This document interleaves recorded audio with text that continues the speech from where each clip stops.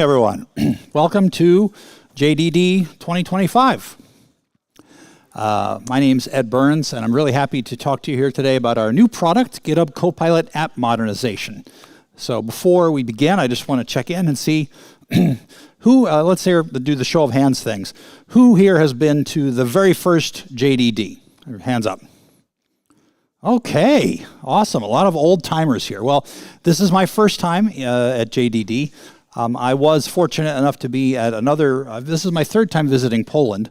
I was at Code Europe 2018, and I'm very happy to be back here again.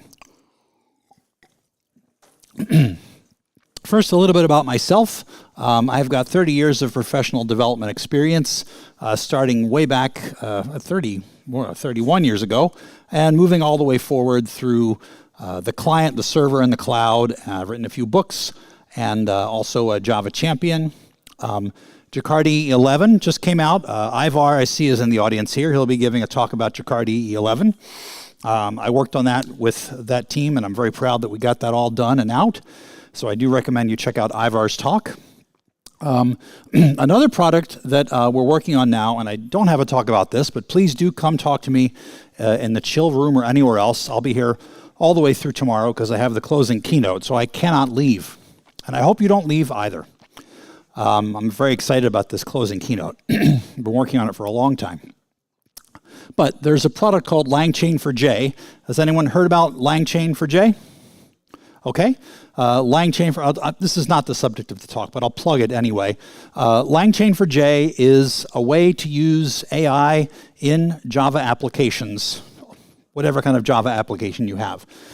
Now, LangChain for J CDI is, as you would expect, a way to use all of the goodness of AI in a Jakarta application. So this means your dependency injection, your persistence entities, your transactions, your validation, all of those APIs that Marek came to and talked about. Hey, does anyone go to Marek's talk last time in the other room? Great job, awesome talk, loved it. Anyhow, you can use those with LLMs now. So that's what I check out, LangChain for JCDI. Talk to me about that. All right, we'll move on. This is the kind of three-stage roadmap that Microsoft has been presenting for a few years now. We're starting, we're kind of right about here in the time frame, right? But we wanted to start by allowing developers to evolve their experience to infuse AI into their applications. So for example, if you're coming back to the LangChain for J CDI example, if you want to start using an LLM to add a chatbot as a customer support agent to your existing app, and you just kind of put that on the side, that's AI infusing. Doing AI native is where you have the LLM is actually in the first and front line of what your application is. So we're trying to evolve the developer experience from putting AI in on the side to making it a key foundational part of the application itself. The next thing we're trying to do is increase your productivity. So there's numerous amounts of tools out there that are claiming massive productivity boosts. And in fact, in my own personal experience talking to developers, they are seeing the return on the investment. I've talked to some people that are fellow Java champions, and they are, paying the monthly subscription for AI tools like Claude or ChatGPT, and they're happy to do it because it is helping them be so much more productive. And with Microsoft Copilot and GitHub Copilot, you're able to do those things as well. And we integrate well with all those other libraries, as you'll see. Finally, accelerating the delivery of AI apps and agents with these AI platform services. So I'll talk about that next. This is the Azure Cloud App Platform. And we cover so many different realms of things here. Application services. Before starting working on this GitHub Copilot app modernization thing, I worked on the team that delivered Jakarta EE on Azure offers. So these were ways to run all of your Jakarta EE apps, WebSphere, WebLogic, JBoss EAP on many different kinds of Azure services. So that's part of the platform as well. And now I've switched on to working on this Copilot thing. We have developer tools, a huge range of them, of course. Visual Studio and Visual Studio Code are the ones that I'm most familiar with. But today we're just talking about Visual Studio Code. And we also have work coming for third-party IDEs, such as IntelliJ and Eclipse. At JavaLand earlier this year, I was happy to demonstrate the first presence of GitHub Copilot in Eclipse. Is anyone here still using Eclipse? A few people, all right. If you talk to someone from SAP in Germany, you'll get a whole room full of hands up. So big companies are still using it. Some of them are. So tools, integration services, these are all of your different Azure surface areas. And here the AI portfolio, Azure AI Foundry. This is where the models live. This is where you can iteratively develop applications. This is where those AI native things can take place. I won't belabor the rest of that, but we have a whole platform. Now, this is where I get to show you those impressive productivity boosts that Marek was mentioning. Any marketing person will love to point to these slides because depending on the audience, these slides carry a lot more weight. For developers, less so because we have personal experience on how these things work. Oh, did I skip a slide? No, that's a builder. Okay. So this is what we're trying to do, migrate and modernize and innovate with AI. So you want to have to be able to streamline your data so you can seamlessly integrate AI models. I'll be showing you how you can have a choice of locally hosted or remote hosted models to do your work. Modernize apps, this is where the core part of this presentation is. And simplify operations. This is where, I'm not talking about this at all, but we have a system called SWE Agent, which is an agentic AI framework that is able to monitor your app as it's running using all of those Azure observability tools that I mentioned earlier. And if you teach it about how to do A/B deployments and such, it will actually detect downtime or detect service degradations and start remediating them automatically for you. So it really is a site reliability engineer, SRE agent, not SWE agent, SRE agent to do that. Yeah, that's the next slide right here. So the GitHub models. So this is where you're able to access different models from all of the ones you expect. There was a big fuss a few months ago when China released the DeepSeek model, and we had it within days in GitHub Copilot. So the team at Microsoft is working super fast to make sure that you have access to the latest models as soon as they're available to the public, because we are working with them before they come out. So within GitHub Copilot, there are three different things I want to talk about here. Agent mode. This is the one you might be most familiar with. You can think of it as an AI-powered pair programmer. You're sitting with the Copilot and it's doing things, and then it's asking for your approval, and you're saying yes and no, and that's great. The coding agent is another thing where you can just assign a GitHub issue to it, and it will go off and create a PR, and then you can review it just like you would a regular developer doing that. That's what I call AI-powered peer programming. And app modernization is what I'm talking about here today. And it has two different phases, although I'm only showing you the one phase. The first phase is you as a developer sitting in front of the IDE using something like agent mode. So that's the pair programming mode. But it also works in the peer programming mode because the app modernization capabilities that I'm showing here are all implemented as agentic tasks. So those will also be surfaced in the coding agent as well. So you can imagine the experiences I'll be showing you here today is an individual developer sitting in front of VS Code working on a single repository. That doesn't scale to enterprises that have thousands of repositories across their whole estate, and they would like to be able to modernize all of them in an asynchronous fashion using agents. So that's the future vision. We don't have that developed yet. Okay, now here is a slick video with motorcycle sound effects. Let me play that for you. Yeah.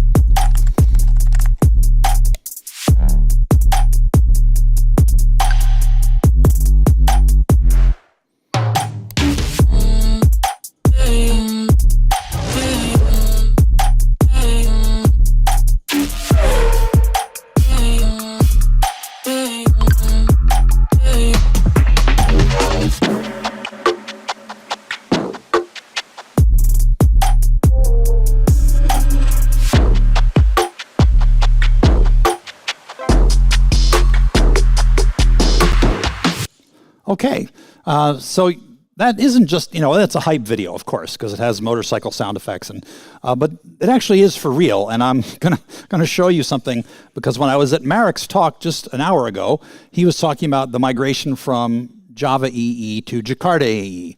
Now, because I've worked in Java EE so long ago, it was J2EE at the time. Does anyone remember Java Server Faces, JSF? Wow, okay. If you liked it, I'm happy. If you didn't like it, please talk to me, and I give you my apologies. No, I think it has something that has lasted for a long time, and I'm very proud of that part, but of my career.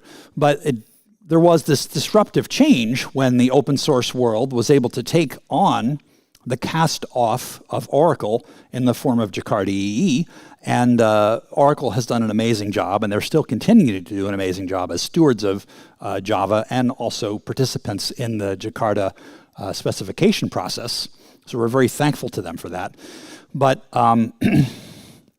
by declaring that the world must not use JavaX package names for Jakarta specifications, they basically freed us from the problem of having to continue to be stuck with that, and now we're actually truly open source, open standard, multi-vendor, and so the ecosystem is as powerful now as it ever has been.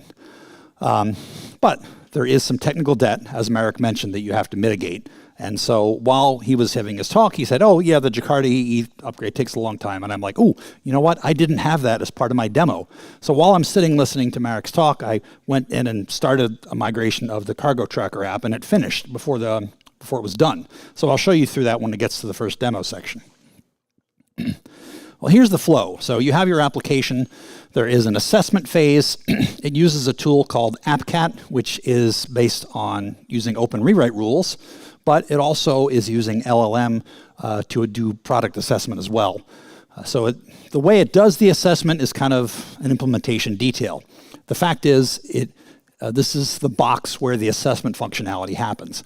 And there is a continuous loop that happens, and the LLM is monitoring all this, and there are prompts and processes that you'll see the product is following as it goes through from step to step to step. Now, has anyone tried to do modernization type things using just plain old LLM style chat? Has anyone tried it? Okay. Well, if you have, the experience you'll get is it sounds very great and very confident, but it quickly goes off the rails, and it can spiral into this corner where you end up getting a complete mess. The talk that Marek just gave, he mentioned, he put it up a tweet where someone said, I gave my monolith to the LLM, it modernized it, broke the monolith up into microservices, but none of it ran. It looked great, though. That's what happens if you don't have guardrails. So this set of steps in the loop is our ability to have guardrails to keep the LLM on track.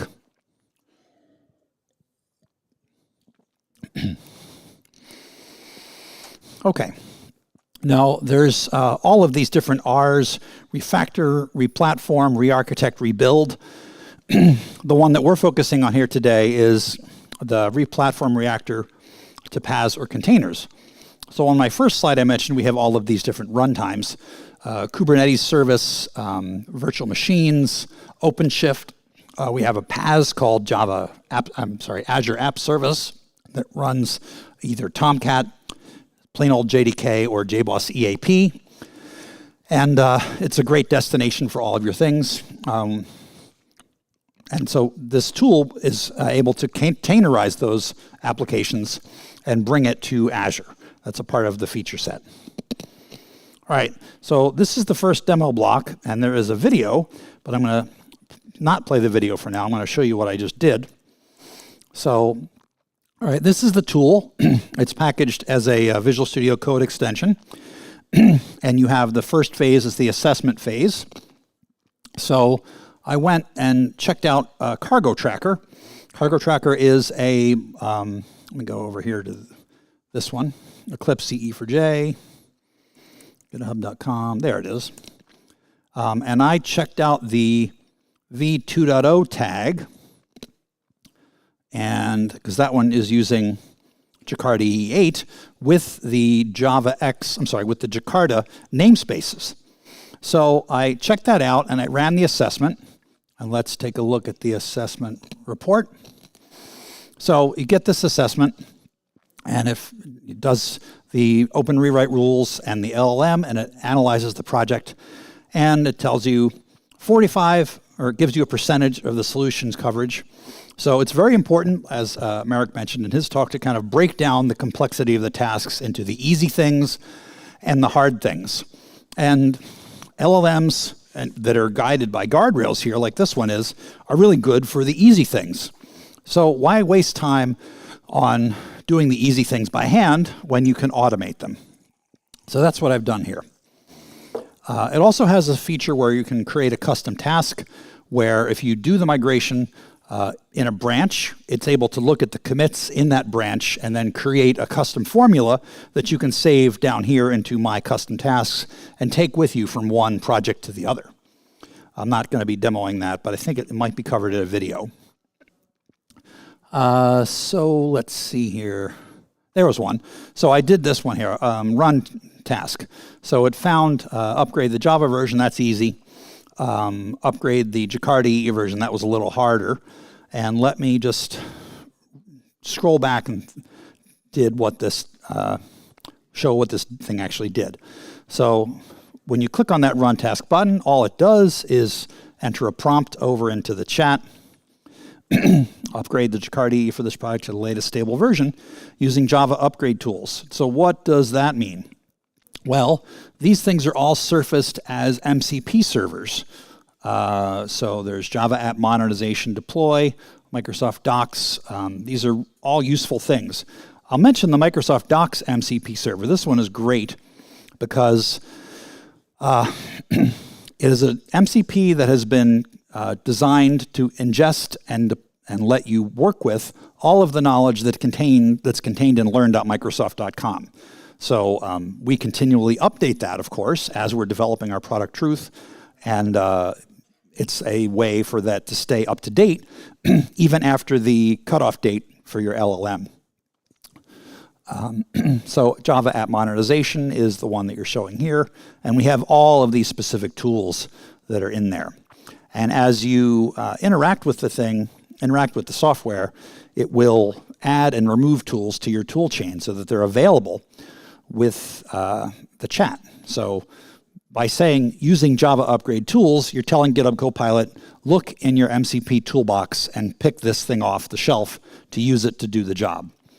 So I'm going to skim through and show what it did, because it did catch a few nifty things, and I'm kind of proud of it. So it checks XHTML files for using JSF applications. It's using Open Rewrite, but not just Open Rewrite. Let's see, it wrote a script at one point. Here we go. So the Open Rewrite rules, for some reason, did not have the import of Java IO serial when the @serial annotation was being used. So the LLM just said, I need to fix this, so I'll go ahead and write a script on the fly to do that. And then it continues and produces an upgrade summary, and then it goes on to the next phase of checking for CVE vulnerabilities. So let me search. I think that happened prior to this, because it did catch and upgrade some things regarding that. But if I can't find it, that's okay, because I can show you the diff. Validate CVEs. There you are. I need to fix the CVE in Apache Commons Lang by upgrading it to 3.14 to 3.18 or newer. So it updates that. It builds, validates, and does run the tests. And then everything is supposed to work, and it produces a nice summary for you here. So yes, all dependencies are now CVE free, and it did change 43 Java files. So let's take a look at the branch and see what it did. So let me make this a little bigger. Git status. Okay, so it did create a branch, and let's do git log -4. Okay, so these are the commits. You can see it made 942 today. Fix these things, fix the serial annotation. upgrade Java EE 10. So let's show this one. Git show this one. Okay, so you can see it's changing the imports. That's fine, but it's also updating the schemas. Java X, XML, NS, JCP org, right? No longer JCP org. There should be, okay, it's updating the schemas in the JSF pages. It's updating the faces flows. That's great. That was a feature we did in JSF 2.0. I think, let's try this. Git show grep -a 20 web.xml. I want to make sure it got the servlet things. Okay. Okay, that's test web. Yes, so it updates project stage. So yeah, there you go. It changed the namespace on that. So it did a pretty decent job. All right. And I think I'll have time for questions at the end, but let me go back to the slides because my colleague Michael has made a very nice video that shows a more holistic view of that. But this demo that I just showed you was kind of done on the fly. I wasn't planned to giving it, and we just, thanks Marek for the prompt. Oh, speaking of prompts, I want to give a plug for this thing called Spec Kit. It's called GitHub Spec Kit. Has anyone heard of it? Okay. Has anyone heard of a phrase, spec-driven development? Okay, check this out. As someone who has spent 20 years writing long-ass specifications for things like JSF and Servlet and those kinds of things, when I hear people getting excited about writing specifications, I'm very happy because that's really where we should be thinking of. So if you are having any kind of angst about the AI future, you know, don't put that aside. That is valid. But if you're able to keep in mind that is trying to empower you to do things like write specifications and have the specification be the artifact of record, that is a pretty cool development. So I'm hoping it gets to some point where I can just tell the AI, here is the JSF 4.1 specification, please make an implementation and see how it does with that. All right, let's play this video. Hi everyone. Today I'll walk you through how GitHub Copilot app modernization helps developers modernize and migrate Java applications to Azure quickly, securely, and with minimal effort. With this extension, you can choose either upgrade your language runtime and framework or migrate your apps to Azure. Copilot integrates all necessary steps, assessment, code updates, runtime upgrades, and cloud deployment into a single streamlined experience. Let's begin by migrating my Java 8 application called Asset Manager. I'll click Migrate to Azure, and Copilot begins analyzing the app. It'll install the required tools like the application and code assessment tool, then generate a detailed report highlighting what needs to be updated. Each item is labeled by criticality, helping me prioritize tasks effectively. Next, I'll upgrade the app to Java 21 to avoid security and compliance risks like the end of support vulnerabilities. Copilot creates a step-by-step upgrade plan and rewrites the code. As a developer, I review and approve each change. Copilot also performs CVE checks, builds the app, runs unit tests, and validates consistency, and then generate a summary report for review. Now the upgrade from Java 8 to Java 21 is now complete. Now I'll go back to my assessment report and migrate the app's database connection authentication methods. The Asset Manager app uses Spring Boot and connects to PostgreSQL. I'll update it to use Azure Managed Identity for authentication. While the database admin team handles the actual DB migration, I'll modernize the app code to ensure that it is cloud ready. This reflects how enterprises often separate apps and DB modernization efforts. Copilot scans the app, queries the knowledge base, generates a migration plan, and applies code changes with me in the loop. Fixing the application versions, runs CVE checks, builds, tests, and validates the changes. Once it's done with the code update, my app now uses Azure Managed Identity for PostgreSQL, and it provides a full migration summary with changelog for approval. And finally, I'll deploy my application to Azure. Copilot scans the project's configuration and dependencies, generates a topology diagram, and creates all necessary files, Docker file, bicep templates, and more. It provisions resources, containerizes the app, and deploys it to a dev test environment for validation. This deployment flow is designed to be enterprise-friendly, allowing operations team to take over for integration in production environments. GitHub Copilot app modernization simplifies the entire journey from upgrade to migration to deployment.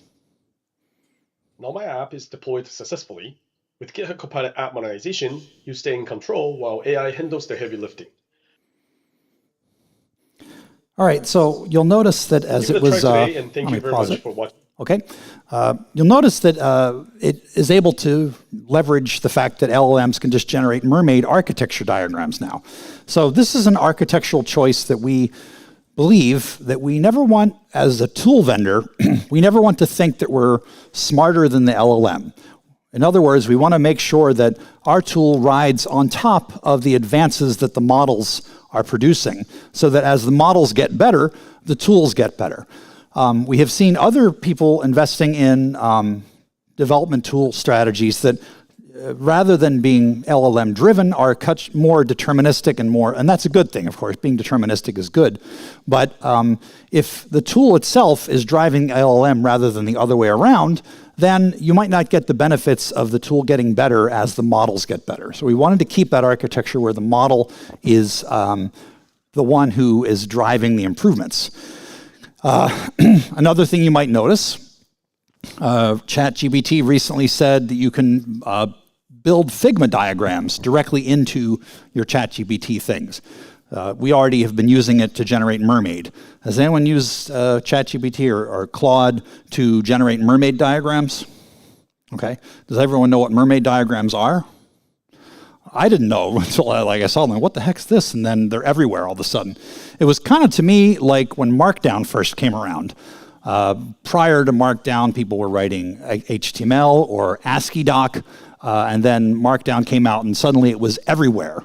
And I think that's happening too with Mermaid. But anyhow, ChatGPT is now able to do Figma diagrams. So you could easily imagine if you have Figma enabled in your ChatGPT account and you have your model hooked up here. In fact, I'll show you. Let me get out of presentation mode. Escape. There we go. Copilot. Here is where you can select the different models. So you can imagine if you had GPT-5 selected instead of Mermaid and you had your Figma license configured, it would generate the diagrams with Figma instead. That's just a little example of why we're trying to not get in front of the model. Hi, everyone. Today. Okay, let's go ahead. Okay, so this is where you can try it and just go to aka.ms GHCP app mod. You could try app modernization for Java, and we also have one for .NET that runs inside of Visual Studio Code. So that was the introductory presentation of the content. Let's go into a little level 200, all right? So what are the key capabilities here? Smarter upgrades, rapid migration to the cloud. In our particular case, it's driving you to Azure. That's because we're from Microsoft and we want you to go to Azure. And I'll point out that it was Amazon that had the big outage yesterday, not Azure. Although it could be Microsoft at some other time because we remember it happened to us last year. So I'll talk more about the dependence on hyperscalers and why that's a problem in my keynote tomorrow. Well, today I have my Microsoft hat on.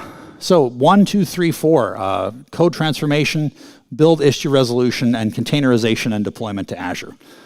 That's the part that is, the containerization part is the tricky part, but I don't have a good demo for that, unfortunately. Okay, so this is the product workflow here.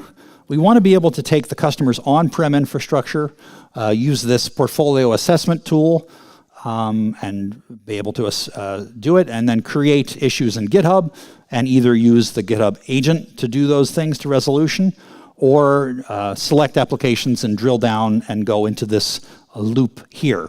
So the assess phase, this is a little more detail on it, finding app-specific dependencies, identifying vulnerabilities, and producing this nice report, right?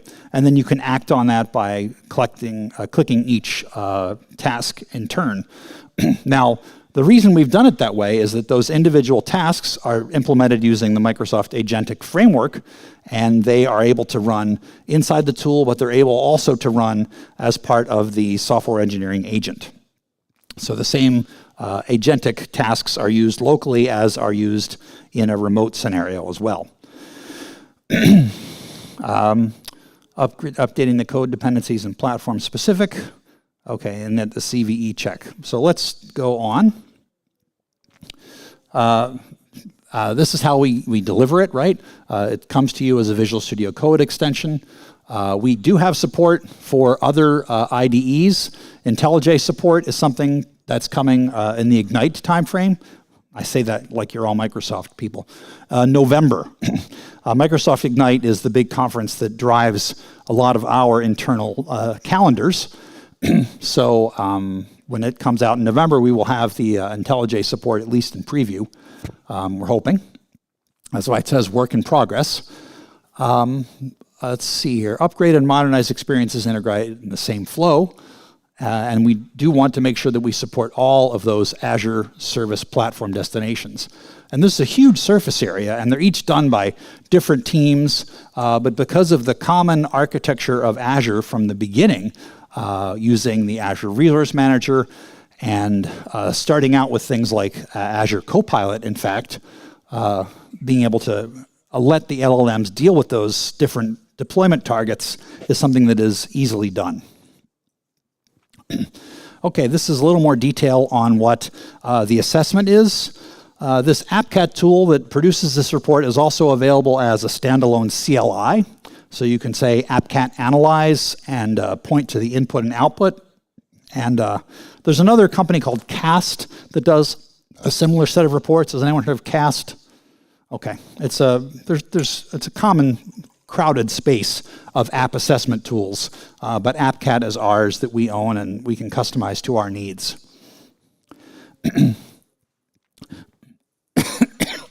All right, another thing I want to point out is this recurring theme of the plan. So it produces the upgrade plan, and it's not just a document that is shown to you, oh, look at this, we're going to do this nice thing.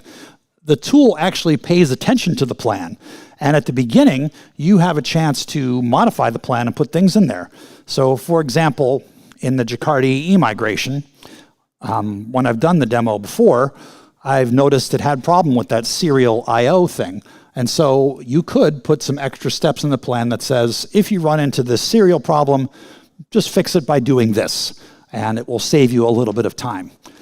But in a project where, in this case, in my demo, it only took like less than 10 minutes from start to finish, that really wasn't that necessary. The LLM figured it out. Okay, now the code transformation for migration scenarios. In the tool, you have this set of tasks at the lower left-hand part of the IDE, and these are ones that are provided by Microsoft, and you can also have custom tasks as well. And so those tasks will enable you to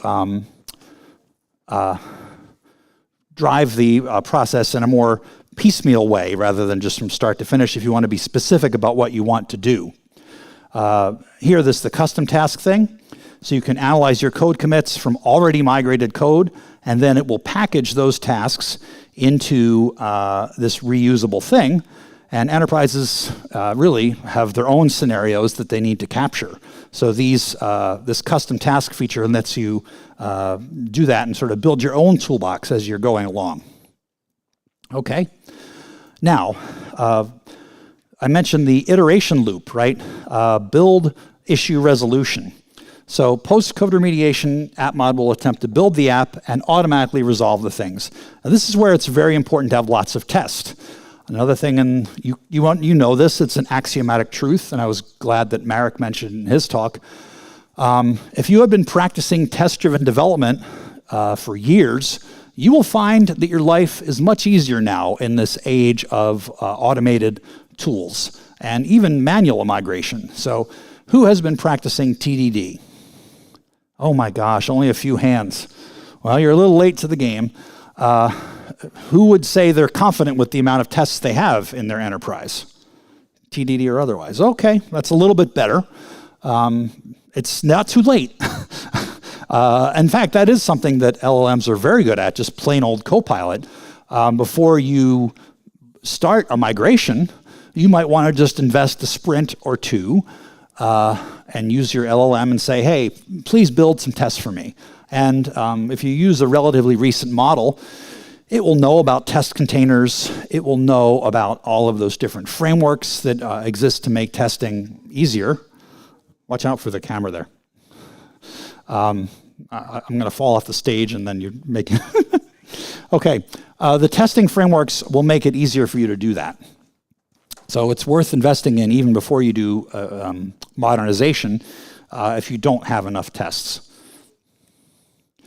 Okay, and then the final part, automatic patching for CVEs.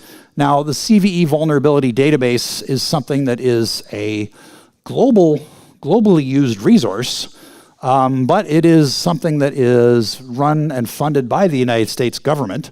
So you'll have to keep in mind that dependency, because there might be trends to nationalize these kinds of things as an asset or a weapon. So I don't know what's going to happen there, but you should make sure you keep track of vulnerability databases and maybe have another place to look inside of just for CVEs. Because there's movements afoot to try to keep that as a competitive resource somehow. Okay, so the CVE checker is packaged as an MCP tool, and anything that's packaged as an MCP tool, you don't have to just use it from our thing. You could use it yourself individually when you're interacting with Copilot chat. So you could take an existing app and say, run the CVE checker tool on this thing and show me the vulnerabilities, and it will produce that even without running the assessment report. So that's part of the architecture of using MCP tools for these things. It will also generate new unit tests in certain cases, but I recommend you do that more yourself before going in, because it's better to have tests that you know are correct than trust entirely for the LLM to generate the tests on the fly. It will do that, and it does a decent job in most cases, but it's better to have the tests in hand before going through the process.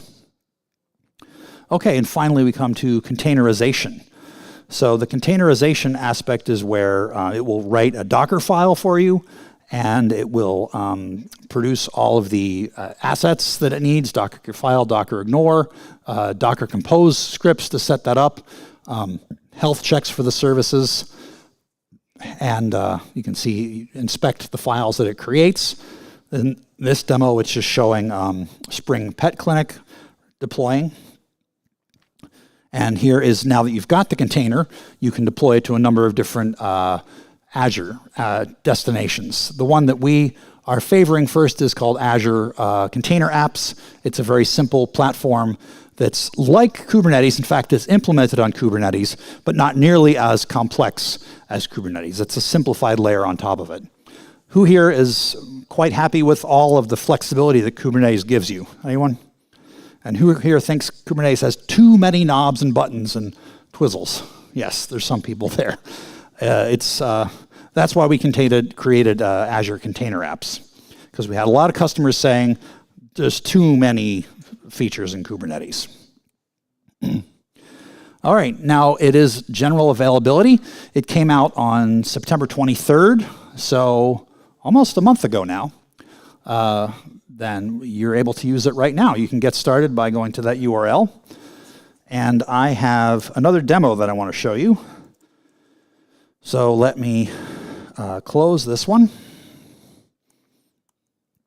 And I'll reset my code. Let's see here, code reset. Oops, code reset. This is just a little script that removes the history for me, doing multiple demos. CD sample, ant sample, code dot.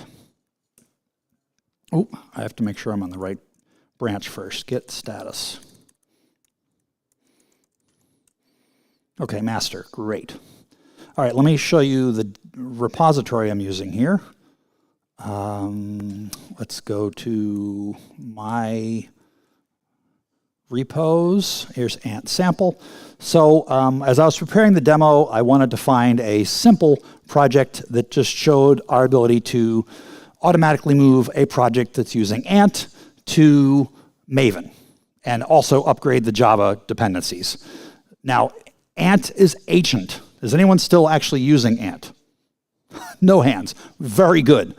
Does anyone know of customers or large companies that might still be using Ant? Yes, there are a few of them out there. So we had one such customer, and Microsoft being a customer-driven company, we're like, well, we want you as a customer. You need Ant migration. We'll put it in the product. So it's in the product now.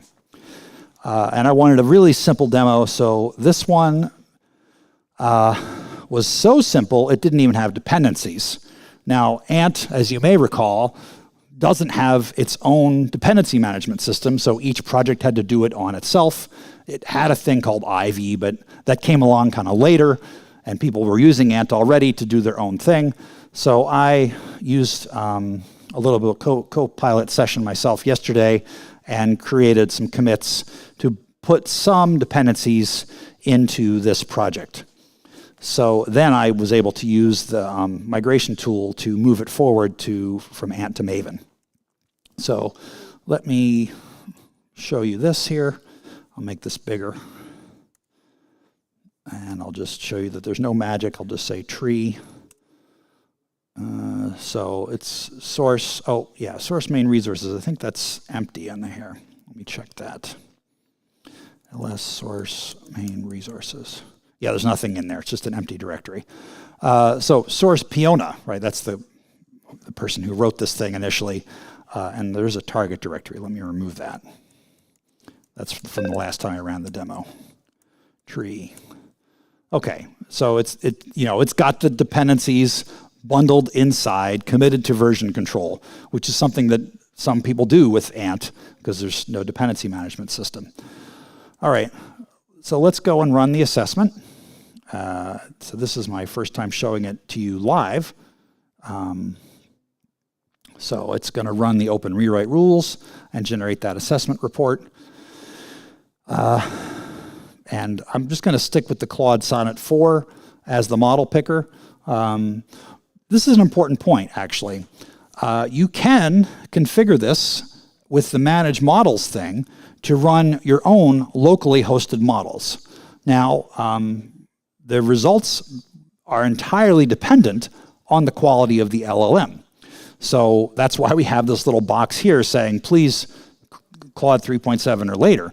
We have a huge number of benchmarks that are running inside of Microsoft all the time.